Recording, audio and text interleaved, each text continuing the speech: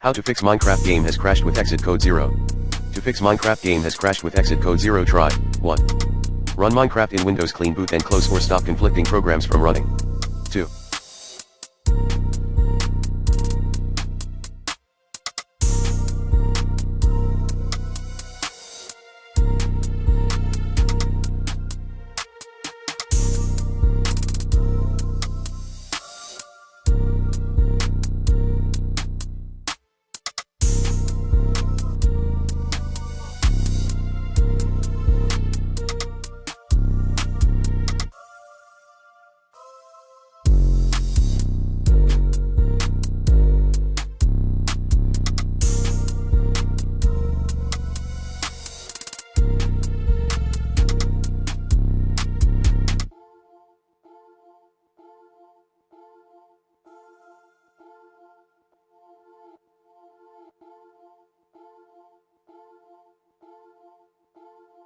Update graphics driver using the recommended Avast driver updater in this video guide.